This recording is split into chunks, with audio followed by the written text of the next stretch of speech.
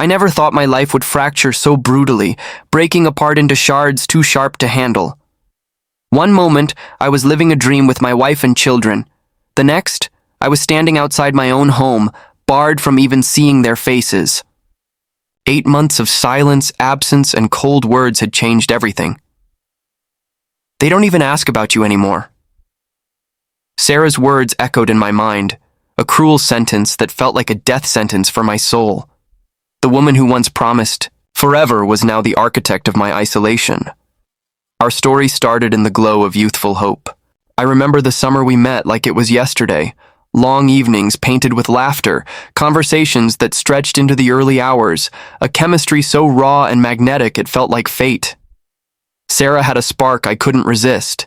She was fierce, witty, and beautiful, every inch the woman I wanted beside me. When we married, I believed we were invincible, destined to conquer the world as a team. Then came Liam and Ava, our blessings wrapped in tiny fingers and sleepy smiles. Fatherhood changed me in ways I never imagined. I wanted to be everything. For them, a protector, a guide, a hero. Watching Sarah cradle them, I thought we were complete. But life has a way of peeling back the layers, exposing cracks where you least expect them. The first signs were subtle. Sarah's eyes would dart away when I entered the room. Phone calls that ended abruptly, an unexplained absence here, a late meeting there. I brushed it off, blaming stress, deadlines, exhaustion. I wanted to believe she loved us all still. But doubt crept in, poisoning my peace.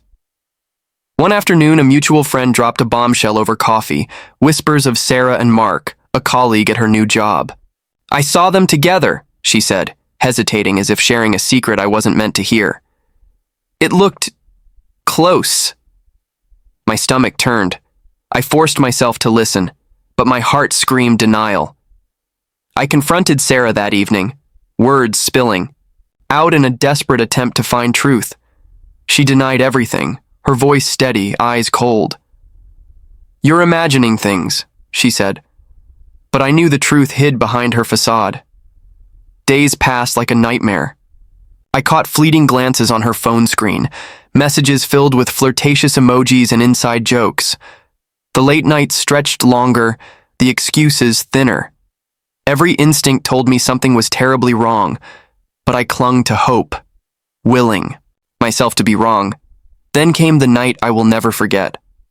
I was supposed to be on a business trip, but I changed my plans last minute. A gut feeling pushed me to return home early. The moment I opened the door, an unfamiliar scent hit me, Mark's cologne mixed with Sarah's perfume.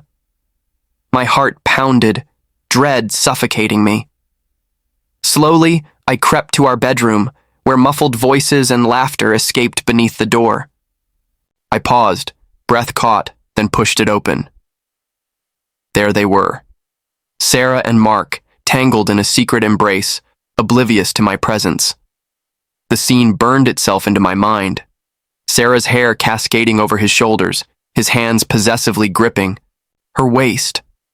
The warmth in her eyes for him, a fire I no longer recognized. The betrayal was a physical blow, knocking the wind from my lungs.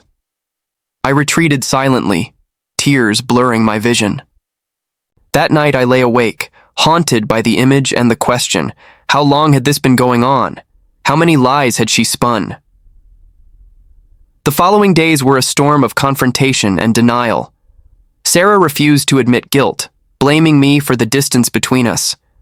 "You don't understand me anymore," she said coldly, as if she had been waiting for this moment to cast me aside. The house that once echoed with laughter now vibrated with tension and sorrow. Our children sensed the change. Liam, once so talkative, withdrew into himself, his bright eyes shadowed with confusion. Ava clung to Sarah more tightly, her innocence fading too soon. I begged Sarah to talk, to find a way back for the kids' sake. But her words became sharper, pushing me further away. Weeks later, the final blow arrived. Legal papers served with icy precision. Custody battles, restraining orders, and a verdict that shattered what remained. No contact with my children.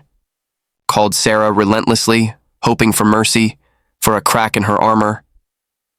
Each time, her voice was harder than before. They don't want to see you. They don't ask about you anymore. I could barely breathe. How could she convince my children? To forget me? To erase their father? The silence that followed was deafening. I filled my days with memories, pictures on the walls, videos saved on my phone, the scent of their clothes. But nothing could replace the warmth of their hugs, the sound of their laughter. Friends offered sympathy, but no solutions. Give it time, they said. Children adapt. But I couldn't accept it. Not like this. One night, alone in my apartment, the walls closing in, I felt a new emotion, rage. Not just at Sarah, but at myself for not seeing the truth sooner, for being blind to the signs. I realized I had to fight, not just for access to Liam and Ava, but for my dignity, my identity as their father. The next morning, I found a lawyer who promised to help. We filed motions, gathered evidence, prepared for the long battle ahead. Still, Sarah's betrayal and coldness haunted every step. But amid the heartbreak, a seed of determination grew. I refused to let my children slip away entirely, no matter the cost. Because being a father isn't about proximity, it's about love, persistence, and never giving up. After the custody battle began, my world shrank even more. Days bled into nights, each one heavier with the absence of Liam and Ava. I wandered through empty rooms that once echoed with their voices, grasping for fragments of a life stolen without warning. Sarah's betrayal wasn't just about her infidelity anymore. It was about the cold erasure of my existence as a father. Legal meetings became my new routine. I sat across tables from indifferent faces, lawyers in crisp suits who spoke in jargon I barely understood. Their advice was cautious. These things take time.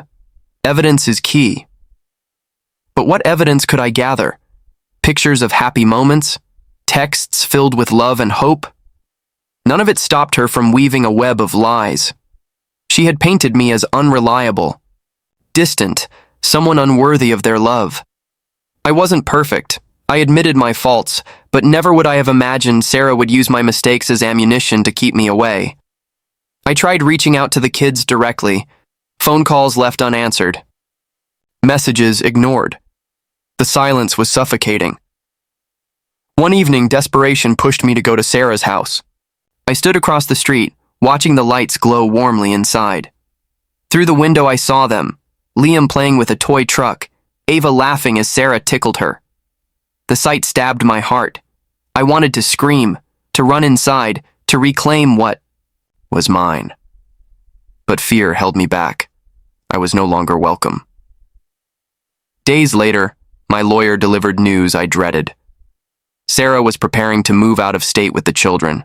Her justification was simple: better schools, fresh start. But to me, it was an escape, a final attempt to sever ties completely. Amid this chaos, another secret surfaced, one I hadn't fully understood until a friend confronted me. Mark isn't just a colleague, he said quietly. He's been with Sarah for months, and it's more than just a fling. There's passion, desire. They're obsessed with each other. Hearing that twisted the knife deeper. Lust had driven a wedge not only between us, but had become the fuel for her actions. I pictured them tangled in sheets, whispers of forbidden, love drowning out everything we built. The more I thought about it, the more I realized how little I knew about the woman I married.